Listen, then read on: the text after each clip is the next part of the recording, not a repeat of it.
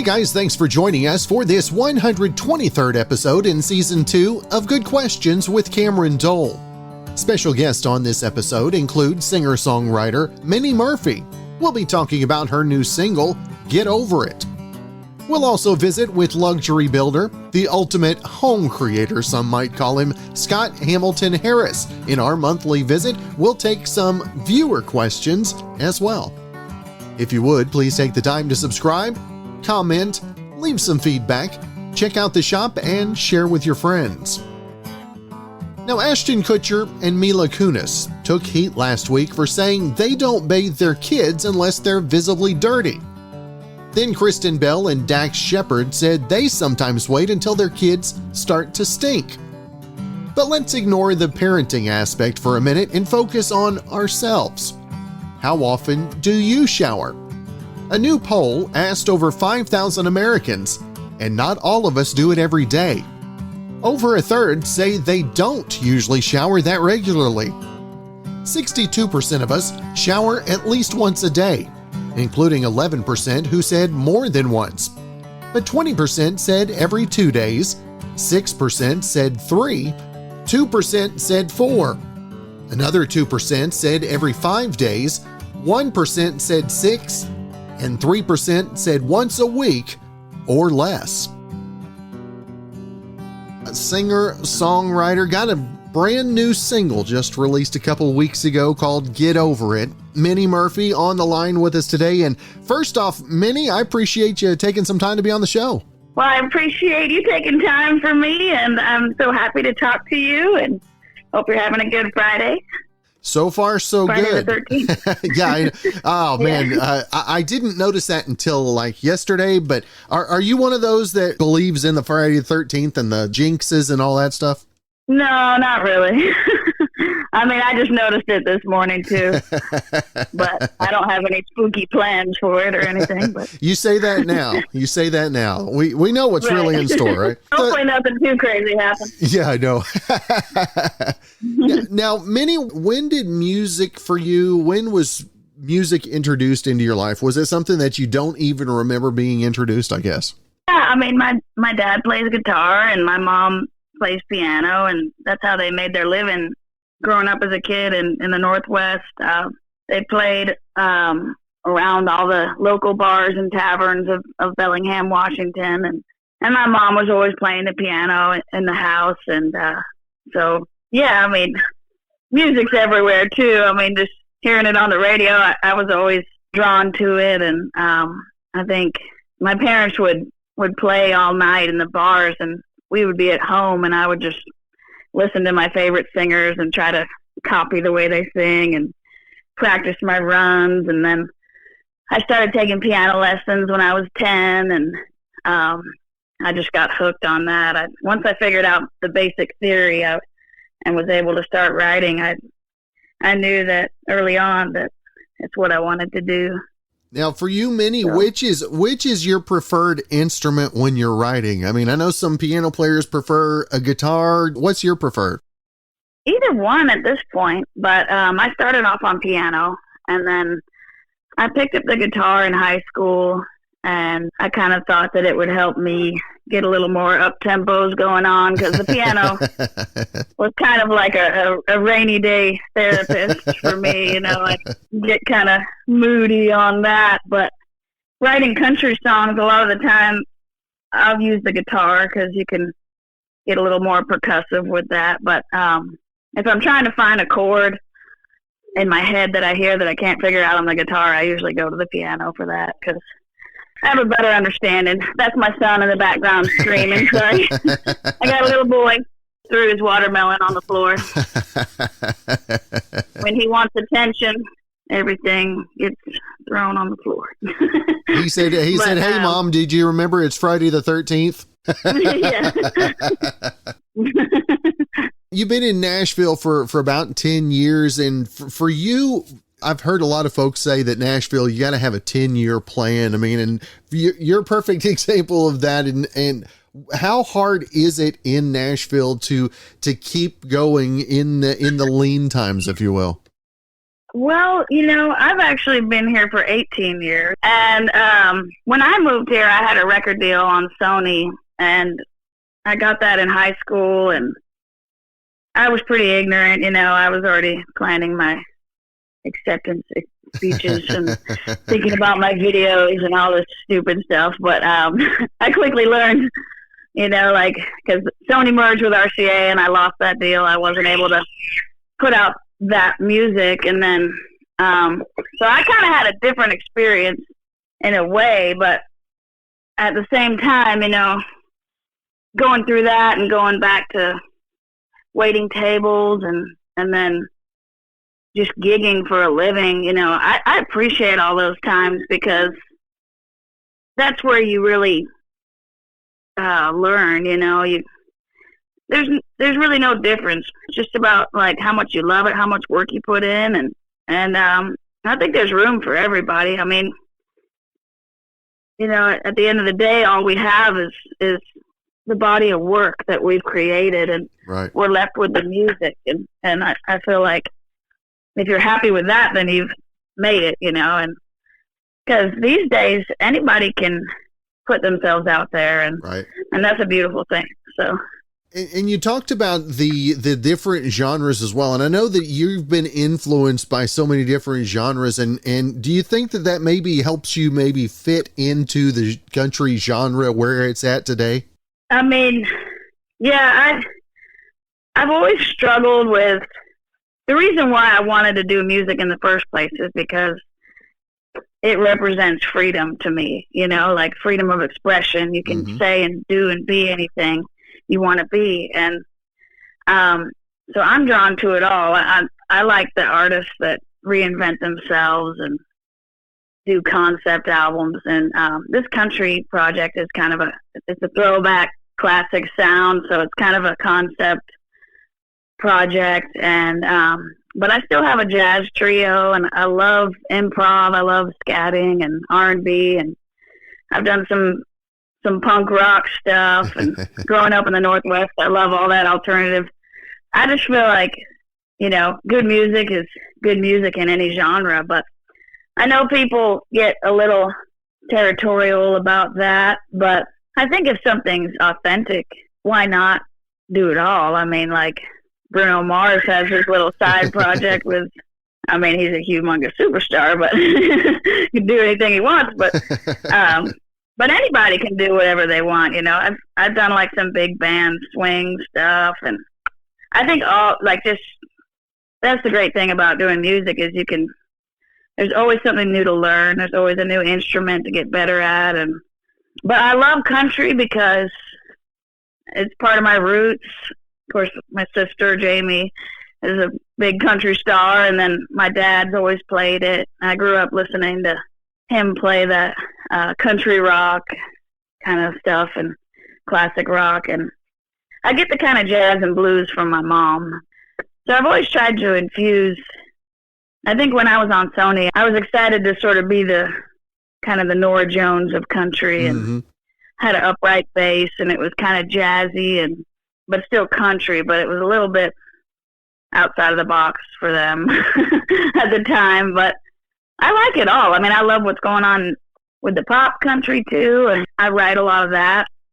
But I just kind of have a soft spot for the more classic retro, like Merle Haggard and right. whatever, the steel guitar, I love the stories and the heartbreak and the honesty. And I also think that like going through becoming a mom and the whole lockdown with the pandemic, I felt like that familiar, nostalgic kind of country was really comforting to me as a new mom, and just brings me back to the family upbringing, and just feels like an old friend kind of thing. So now, Minnie, this last year as a songwriter as well, and also doing so many different genres, I want to get your take. How do you think that the music is going to reflect what we've all gone through this last year? Well, I mean, I feel like it kind of leveled the playing field and made people appreciate what they have. And, I think it was motivating for me. a lot of that was becoming a mom too. But Right.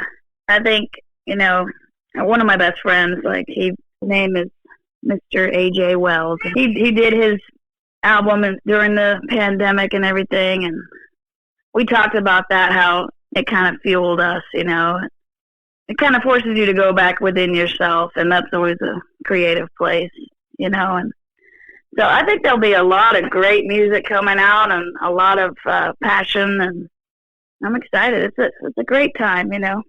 Now tell us the writing process of Get Over It. I know that you wrote this with Don and Trafton as well. And what was the process? What was the thought process going into the write, if you will? It was just another day at the office, really. I mean, my publisher, his partner, will sometimes give him song titles. And so that's how this song, he said, Don Bedell's got this title, Get Over It, and y'all need to write it. And so we thought about it and, just kind of wanted to, it felt like, this, that classic heartbreak, kind of old school music progression that feels kind of just like that. When you just go into a dive bar and you sit up at the bar and the person next to you, they have a whole life story of all the things they've gone through and who knows, where their heart's at, but it's like the type of song that person would put on, as they're drinking their beer and lamenting or something, and it's kind of that mid-tempo. It's easy to listen to, and it's not too clever, it's just kind of straightforward, but I also think that there's an honesty about trying to numb the pain and despite the consequences. I mean, I know I've been there, so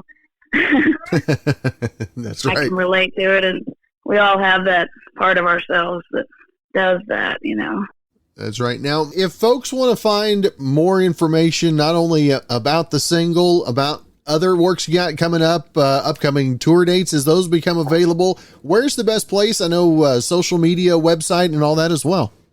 Yeah. So all my socials are Minnie Murphy Music, except for my YouTube. It's just Minnie Murphy. And so I have a minniemurphymusic.com splash page right now, and it can direct you to where to buy all the music and upcoming events and live streams and lots more surprises. We're gonna put out more songs off the LP, and I'm getting ready to do a Spanish version of the song. I'm excited about.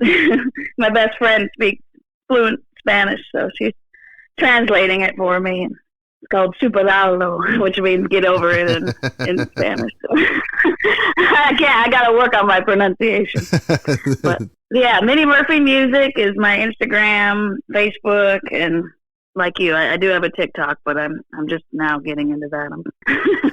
It's overwhelming, all the different things that you can do now. It's a lot to keep up with, but it's nice to be able to have the way to get to so many people. Yep, that is true. Well, Minnie, it has been great to visit with you today. I appreciate you taking some time with us, and hopefully you have a great weekend, and hopefully we can catch up again real soon. You too. Thank you so much for having me. I really appreciate it. We do want to say thanks to our sponsor of today's episode, Smiley's Breezy Vapes. They're located at 313 Falcon Road in Altus, where they have Wacky Wednesdays.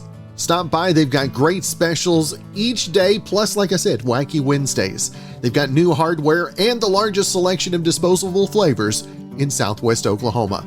For more information, you can call or text 580-471-VAPE. That's 580-471-8273. Smiley's Breezy Vapes, 313 Falcon Road, here in Altus.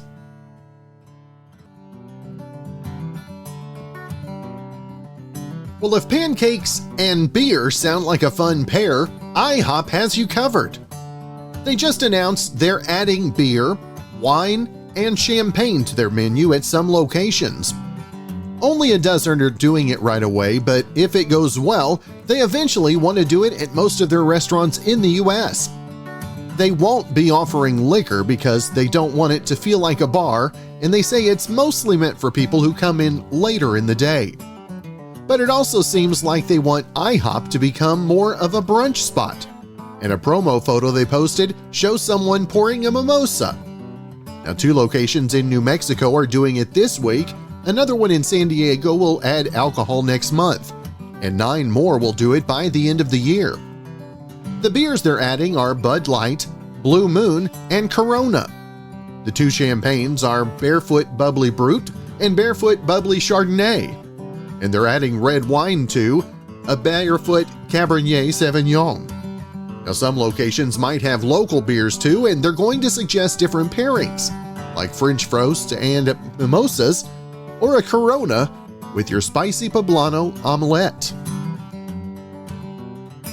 A friend of the show, going to be a recurring monthly guest. He is luxury builder, the ultimate home creator. Scott Hamilton Harris back with us again. And Scott, good to see you, my friend. Good to see you, Cameron. Place is looking good. It's great to see you. Yeah, aside from I need to declutter a little bit, but hey, that's kind of stuff we're going to be talking about, right? That's it. Let's talk about it. I mean, you deserve a luxury home as well. That's one of the things we're going to talk about is some do-it-yourself ideas. Each month, reached out to Scott to talk about some great ideas. And also, if folks give him questions that he thinks ought to be shared with others, we're going to share those with you as well. And Scott, first off, I just want to ask about how pricing is in the industry right now. I know it seems like so many places are having struggles getting products too, and then the trickle down effect on costs as well. Is that inflating prices, if you will? It's kind of it's like a roller coaster in Dubai right now. That's what it's been like. Lumber prices, everybody knew they just went through the roof. They were up 200%, and then they come down, 80%. Everybody's excited.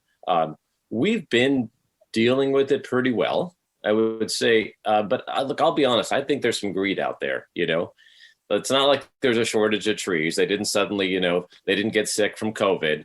And it's all about supply and demand. Look, people are going to charge what they can get on these products. And so as soon as the supply goes down and the demand goes up, prices will go up, right? As soon as the lumber and everything's sitting on the shelf for a while, people stop buying, price starts to decline. So it's been a little challenging, navigating the market, trying to time it.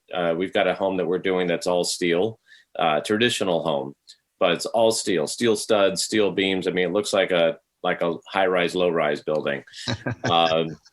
And it's been challenging to buy it out. And I'll tell you, the challenge is to get clients to understand that too, because what happens is clients, oh, come on, really? The price should, no, it really did. So we're spending a lot of our time now having to explain to clients why the prices are fluctuating.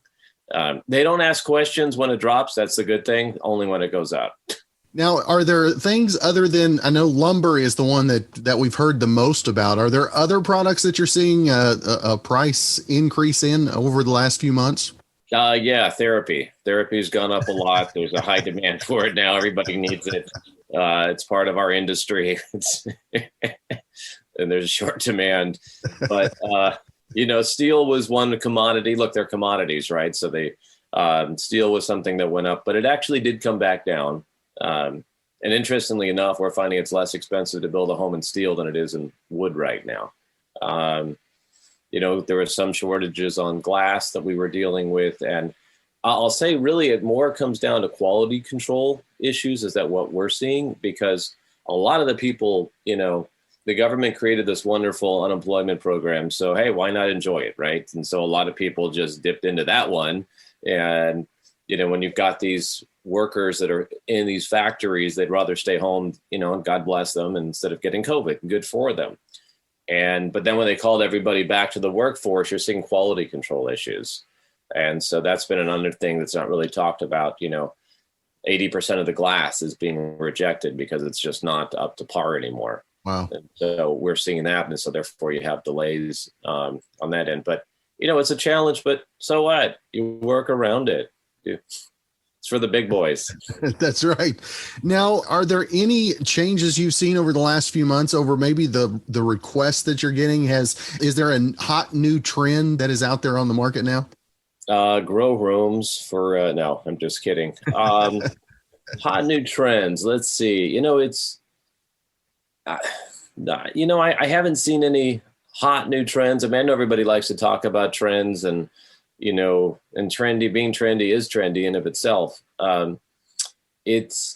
There's always new things that are coming out of the market. There's technology, but I think as we talked about before, the homes really aren't evolving as much as we'd like to. It's more about branding. I'm very happy because I actually got Alexa in my home, and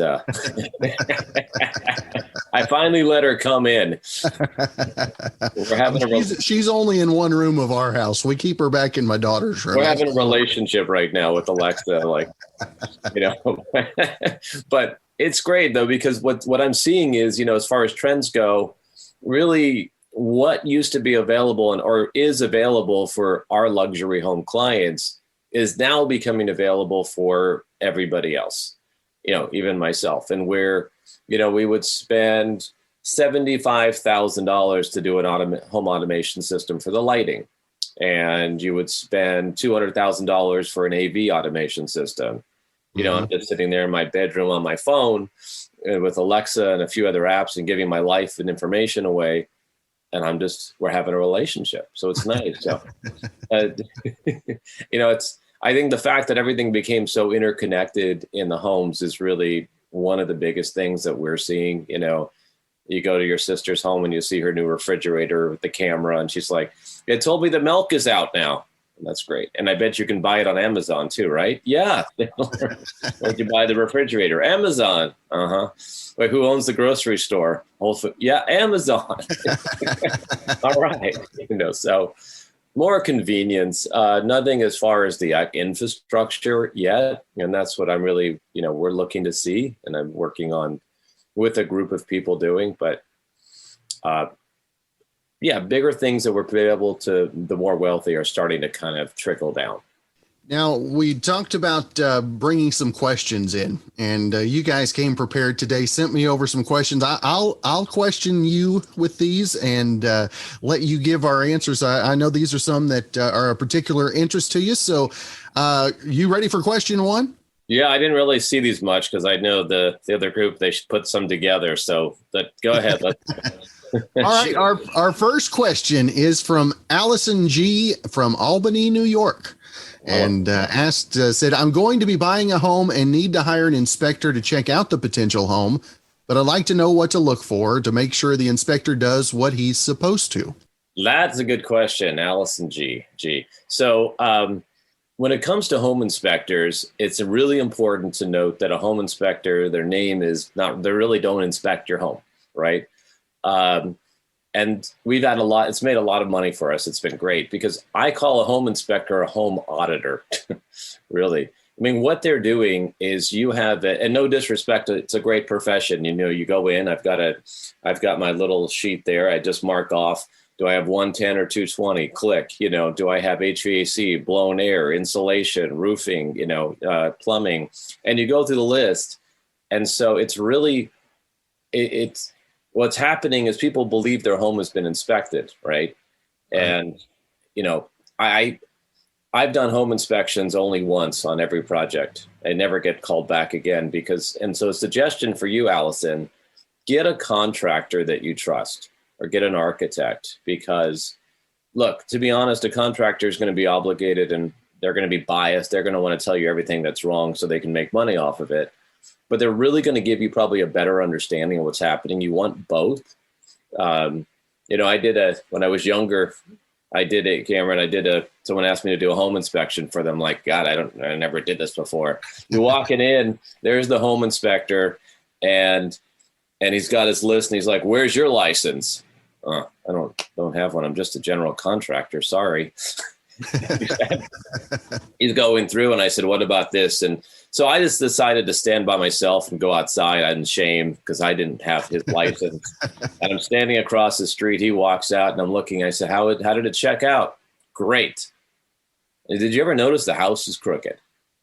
What? We all looked, the whole house was just sitting at an angle because nobody notices those things. They're really not looking at the big picture, literally, when they're doing this. So, and then I did decide to go get my own license just to show the guy up. But then I figured it was a 12-hour open book test, So no disrespect to them, but you got to also understand, Allison, that what's happening is the people that are giving these people their jobs are the real estate agents. And a real estate agent is only going to give a job to somebody and recommend a home inspector that makes the sale go through. Because if they come through and their sale's canceled, you're out of business, right? I mean, I've done this for so many years. I've been asked to do home inspections. And like I said, every real estate agent has asked me to do it once. So because the sale has yet to ever go through when I've inspected one. That is not what they're looking for. No. I had one project where, I realized this isn't good for me because I just keep canceling the sales, not good for economy. I had one client, he said, "Sir, you just gave me all of your perspective on what happened, sir, but I need the real Scott Hamilton Harris to go out there and check this thing. You didn't give me enough dirt. Get your nose back out there and do it." I went back out there. All right, so this and the foundation is settling, and you've got to make. There we go. Sale canceled. Good. You got a reputation that precedes you, is what you're telling me. So, Allison, talk to a contractor. Talk to two contractors. Get a home inspector because you have to for the banks, right? It's just a regulation. But talk to get a general contractor that you trust. All right. Well, there's one. And we got a couple more lined up here. Ray from Phoenix, Arizona, and said that they're revamping their exterior and to try and bump up their property value to sell their home. I say, what do you suggest? What to focus on to put their money into? Ray from Arizona. I would say, why don't we do a big saguaro cat, Ray? We'll do an array of saguaro cactus out there for you. No, but with all seriousness, it's, what people look for, interestingly enough, in these homes is they're looking for curb appeal. Besides the front door, I've written about this, talk about it all the time. Don't want to sound like a broken record, but it's the landscaping. And where most people don't do so well is that tree that they brought back or someone else's tree, and they just can't stand to see it, let it go. And, the bush is, and then you tell them that's not a tree, it's a bush. It was never meant to be 14 feet in front of your living room window. I know you've fallen in love with it. The gardener's been shaping it into wonderful shapes through the years. Your husband, took a whack at it and it's better. But you want to clear that out, right? If you can go through and clear out all of those things and put some new plantings, it gives it a more resort-like feel. It's just interesting. People kind of like, little groupings of plants. Huge difference. It's, you don't want to spend all that money on your house because it just can become enormous if you're looking for curb appeal. It's like a not so beautiful woman putting on a beautiful dress. No disrespect to all women are beautiful, but it really it really does significantly change your perspective. Also, front door. The front door is the thing you stand about as you're making your deals, as you're talking. It's the thing you come through every day. It's the thing that you leave through every day.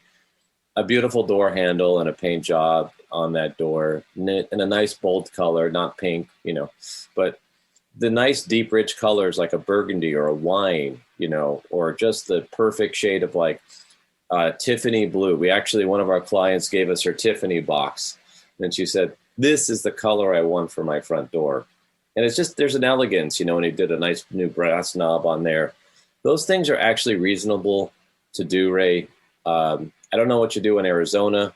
Maybe it's an array of agave or something, or maybe your agave plant got too big. So, and then, there's great options now on lighting that makes a huge difference. I mean, up lights are always better than down lights. If you've got a few small trees or bushes and you put a couple up lights, it's like, luxury living just in of itself by that in the evening. So I would try that. Now, when you talk about the exterior lighting, are you talking about wired lighting? Do you subscribe also? Are there any solars out there that will actually work like a wired light? It's not cost efficient. The size of the array of the panel you need to actually uplight it, you need a significant amount of light to do an uplight. So, but it's really simple. I mean, I just did it myself. Wait, I do this for a living, so I guess it's not fair. But look, all I do, it's a couple hour project. You buy this thing called a transformer, you plug it into a plug outside, you take a long cord, a landscape cord, right? And you can just, if you're lazy, you can just kind of lay it along the bricks. You don't actually have to bury it.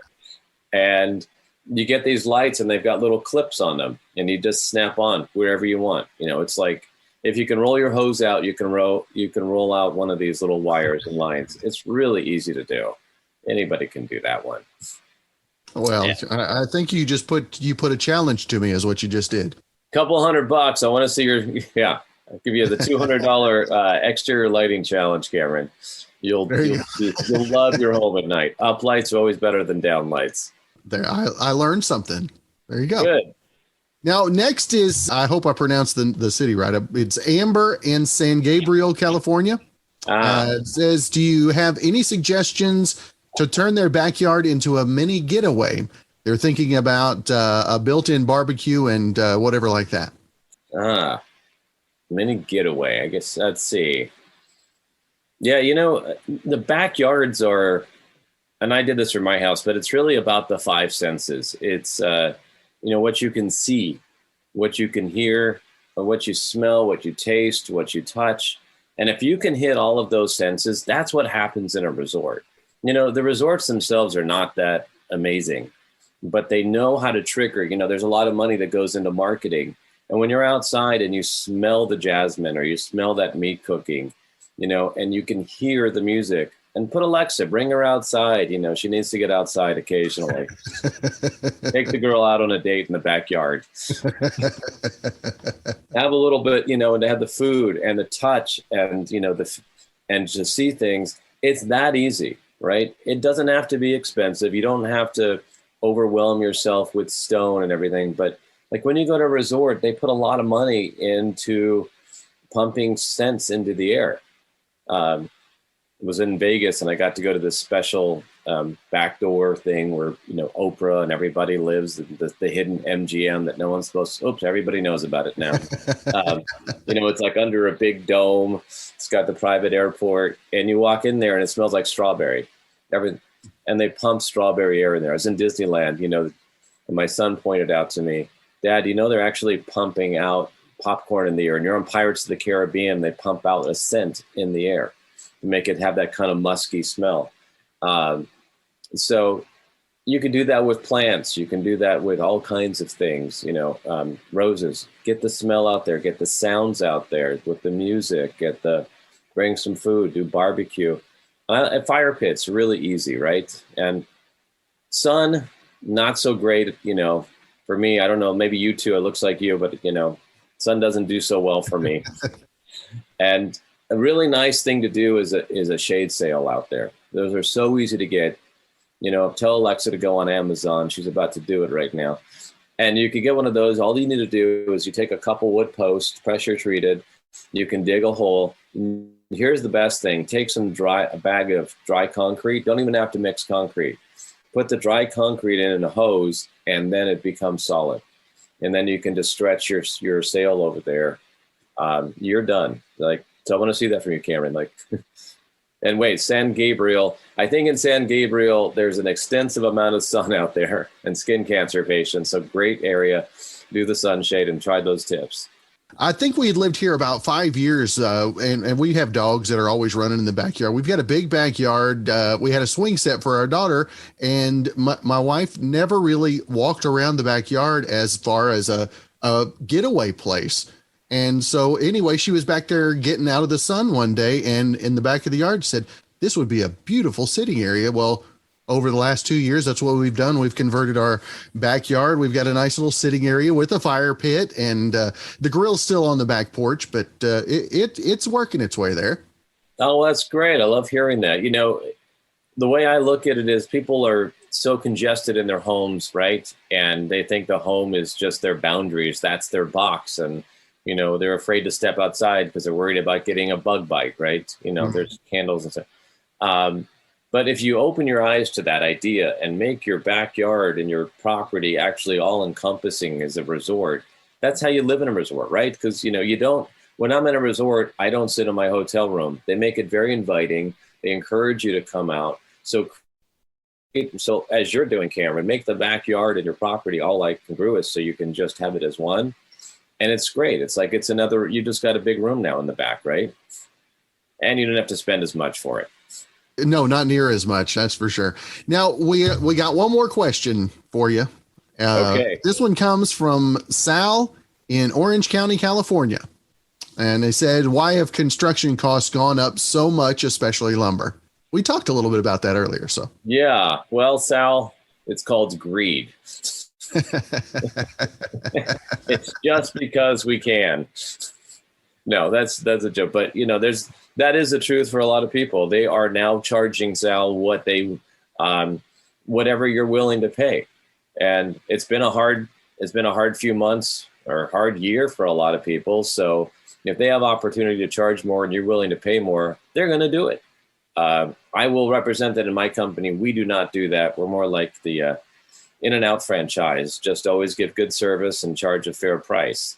But we find that even in the subcontractor industry right now that there is a lot of greed out there. If for lack, I'm sure there's a better term I'll come up with after, but let's call it capitalism or optimism. There you go. Yeah, and here's something I want you to consider, right? I had a client, we're doing a project, and they said, well, the cost of framing has gone up considerably, so I should expect my home to be up considerably. I said, well, let's look at it this way. The framing is 10% of the overall cost of the home.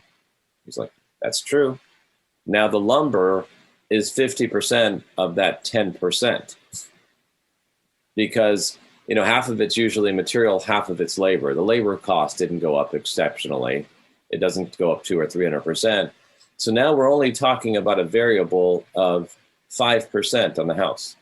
And if that 5%, that went up, 10, 50%, we're only talking about 7.5% change. So I said, the fact that even with lumber doubling and doing what it's done, or some of the materials, we're talking about a variable of about 2.5 to 3%.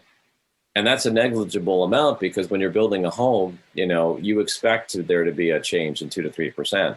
Mm-hmm. And I found a lot of clients are now saying, hey, I'm going to stop. But when you recognize that, get your contractors or your subcontractors and say, hey, that's kind of bogus. I'm going to tell you because the material cost went up, but your labor cost did not triple. So let's start telling me what the material costs are. So Sal, ask that question. You'll be the most popular guy with the general contractors. Now, Scott, if folks do have any questions that they want us to answer, obviously they can log on to your website. I know they can find more info there. Yeah. Social media as well. Of course, they can also, if you want, if you have any questions, you can email those to us as well. Hit me up on socials. But Scott, I always want to make sure and let folks know where to find more info website wise. It's Scott at the website is buildingcgroup.com. The name of the company is Building Construction Group. So it's Building C Group. It just was too long of a website to have. So, but man, it's been a pain to tell everyone Building C Group. It's C. It's not SEE. No. I spent more of my day trying to explain the center letter C. So buildingcgroup.com. And then I can be found at, on social media at Scott_Harris_building. So I'd love to get more questions. I think that was fun. It was great to kind of help some of these people because I think luxury home building should not be something that's not obtainable. It should be something that everyone has. Like, I want to be the Henry Ford of Model T. Everybody deserves to live well. We will share those the second Friday of each week. Of each month, we will have Scott on to answer your questions, share some DIY ideas with us as well. And Scott, always great to see you, sir. And we look forward to seeing you again in September. All right. It's good to see you too. You always make my day. We do want to say thanks to our sponsor of today's episode, Smiley's Breezy Vapes. They're located at 313 Falcon Road in Altus, where they have Wacky Wednesdays. Stop by. They've got great specials each day, plus, like I said, Wacky Wednesdays. They've got new hardware and the largest selection of disposable flavors in southwest Oklahoma. For more information, you can call or text 580-471-VAPE. That's 580-471-8273. Smiley's Breezy Vapes, 313 Falcon Road, here in Altus.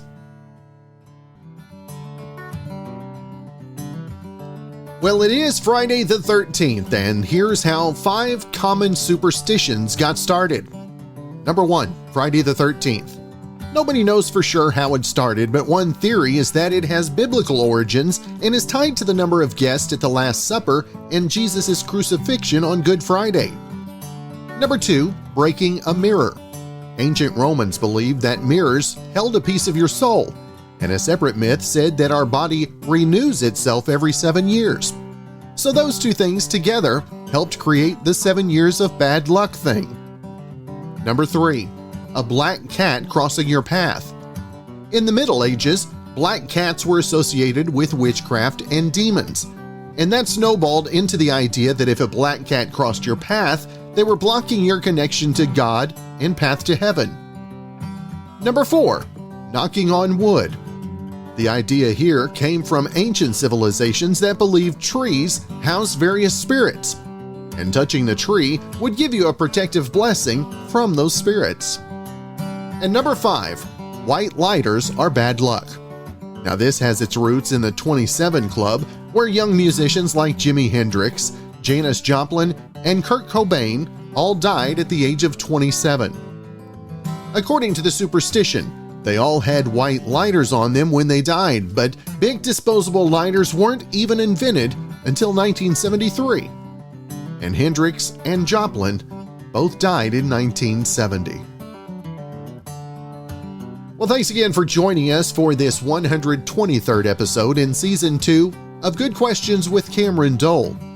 If you ever have a comment, a question, maybe anything else you'd like to know, you can hit me up on the contact page, gqwithcam.com. You can also find me on all the socials, Instagram, Twitter, TikTok, Facebook, all at GQWithCam. If you'd like to help out in the funding for this podcast, you can visit our merch store where we've got hoodies, shirts, tumblers, mugs, stickers, and more at gqwithcam.com/shop. And if you have a special guest idea, just email me gqwithcam@gmail.com. Well, thanks again to Brandon Allen for coming up with our theme music, and thanks to our sponsor for today's episode, Smiley's Breezy Vapes at 313 Falcon Road in Altus. We're going to let Brandon play us on out and hope you guys have a great rest of your weekend.